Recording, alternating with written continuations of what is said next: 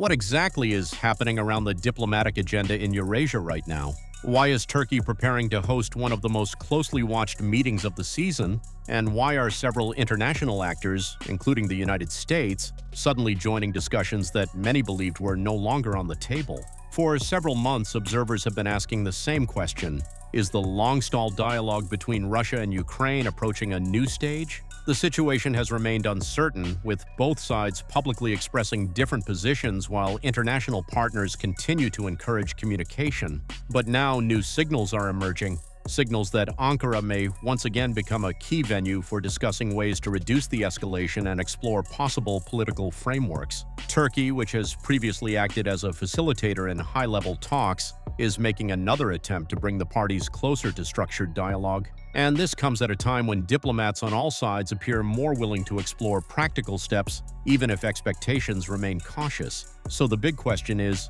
what will this new round of meetings reveal? What might come out of President Volodymyr Zelensky's upcoming visit to Ankara? And how does the involvement of U.S. representatives influence the overall picture? Today we break down everything known so far, what is planned, why the announcement is important, and what the potential scenarios look like. According to Turkey's Presidential Communications Office, President Volodymyr Zelensky will travel to Ankara on November 19th for a working visit. The announcement states that his discussions with President Recep Tayyip Erdogan will cover bilateral cooperation, regional matters, and several items linked to the broader situation between Russia and Ukraine.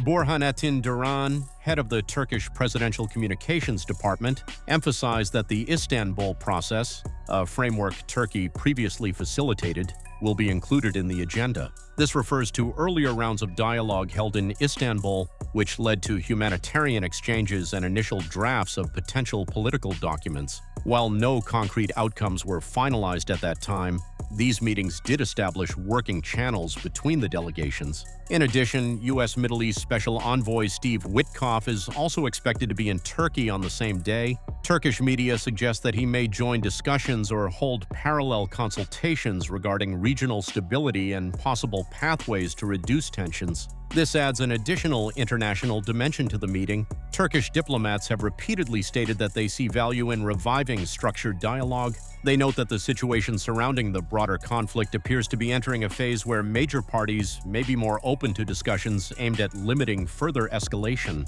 Foreign Minister Hakan Fidan previously commented that the situation was approaching a stage of pause and that Turkey was assessing opportunities to encourage renewed engagement. Russia, for its part, has said it is open to political dialogue in various formats as long as proposals receive formal responses. According to Moscow, it has previously suggested creating 3 working groups focusing on humanitarian, military, and political issues. However, Russian officials say they have not yet received a reply from Kiev regarding these formats. Ukraine has also expressed interest in diplomatic pathways, but has stressed that any long-term framework must be aligned with its national positions and security requirements. Previous talks in Istanbul resulted primarily in humanitarian exchanges and preliminary concept papers, but discussions did not progress into formal agreements. The upcoming Ankara meeting is therefore seen as an attempt to restart discussions in a structured way. Analysts note that Turkey's role as a regional mediator gives it unique access to both delegations,